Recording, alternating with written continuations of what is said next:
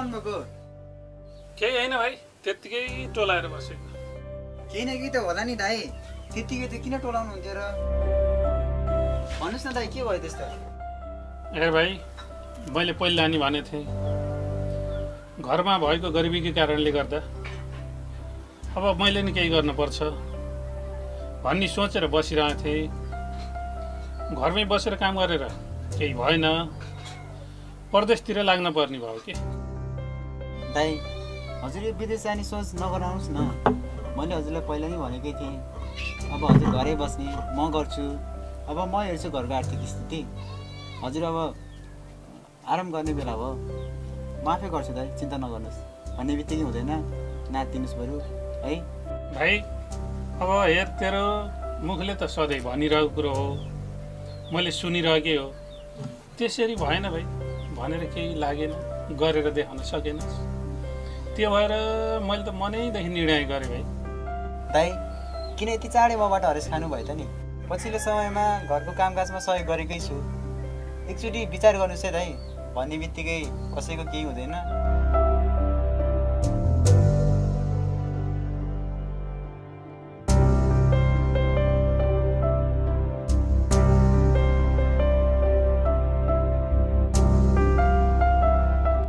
भाइ तिमीहरूबाट केही पार लाग्दैन, अब जे गर्छु म आफै गर्छु।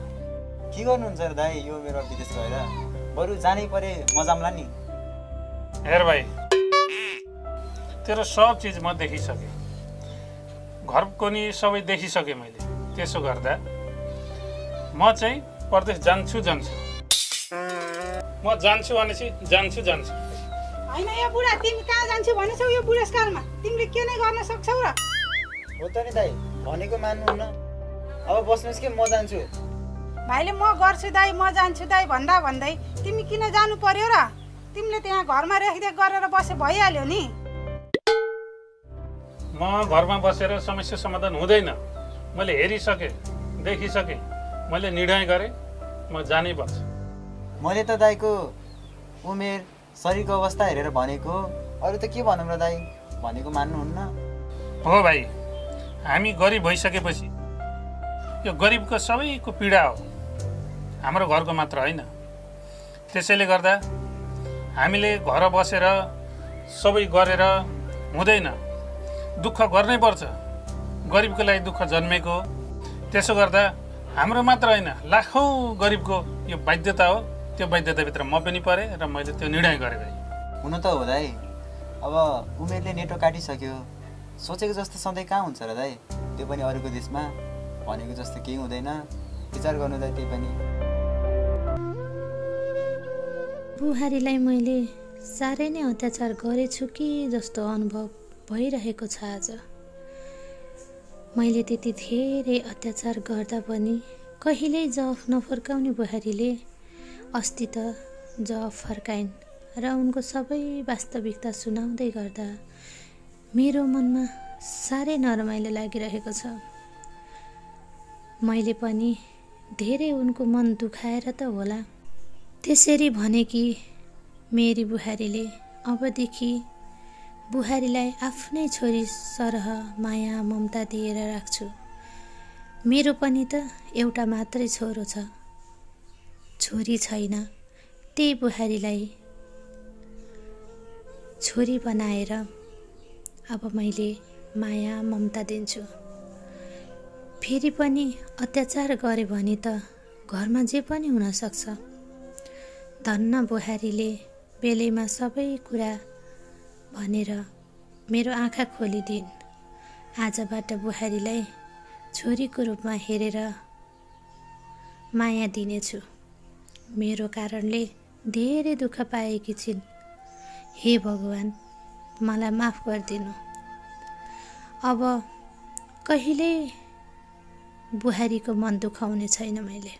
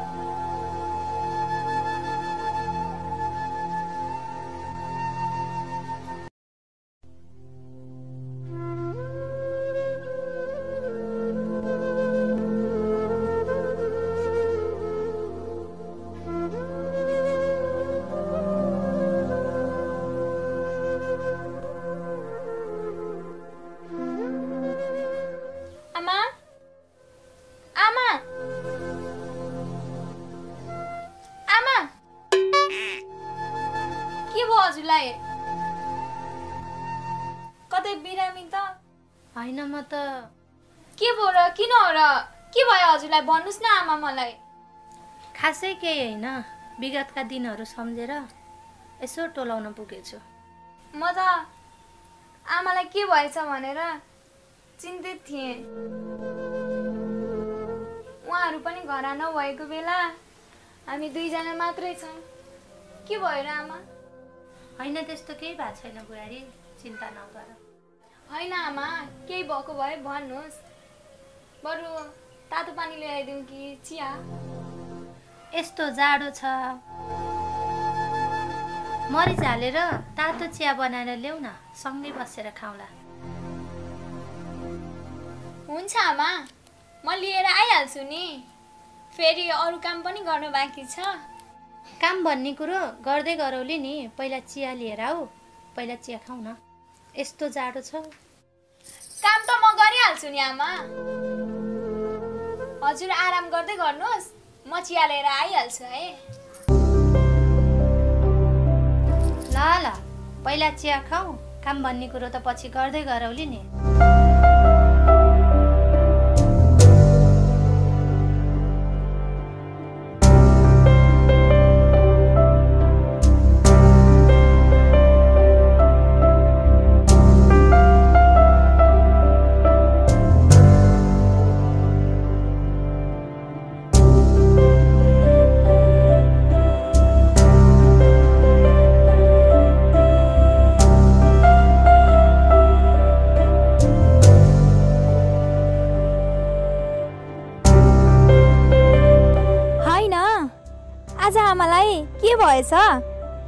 सधैँको दिन भन्दा त आज धेरै फरक रूपमा देखिनु भएको छ मेरो अस्तिको कुराले आमाको मन परिवर्तन भएछ कि क्या हो यसरी नै आमाको माया ममता पाएँ भने त मेरो जीवन धेरै खुसी साथ अगाडि बढ्छ त धन्य भगवान हजुरले मेरो पुकार सुनेर आज मेरो आमाको मनमा मायाको सुगन्ध छरेर ढिलै भए पनि मलाई खुसीको सास फेर्ने मौका दिनुभयो अब भने हाम्रो घरमा पनि शान्ति छाउँछ कि बुहारी चिया पाकेन अझै जाडो भयो छिटो ल्याऊ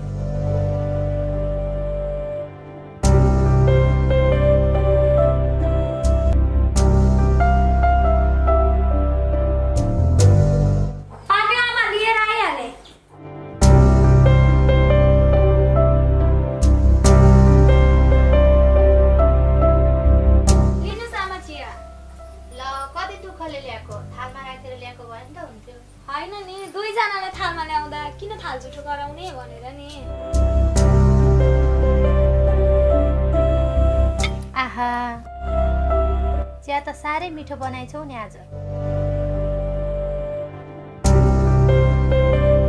सधैँभरि सबै चिज यस्तै मिठो गर है बुहारी भइहाल्छ नि आमा हजुरले सिकाउँदै जानुहोस् म सिक्दै जाउँला नि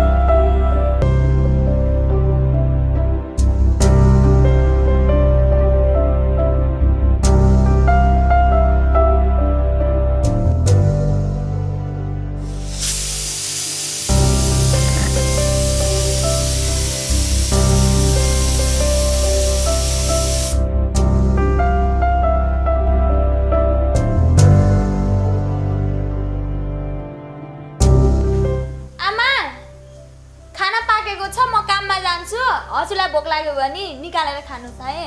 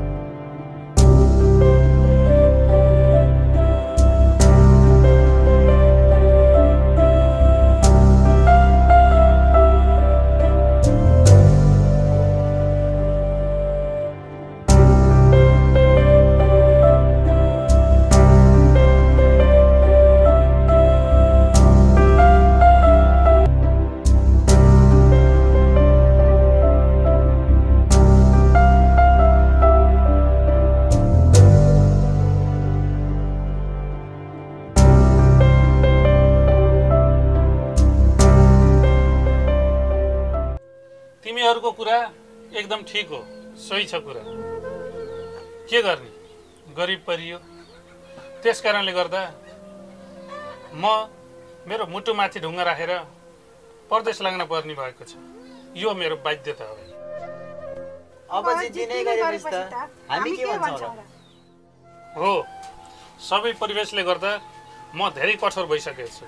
त्यसैले गर्दा बरु मेरो सामान ठिक पारिदेऊ, म भोलि बिहानै जान्छु।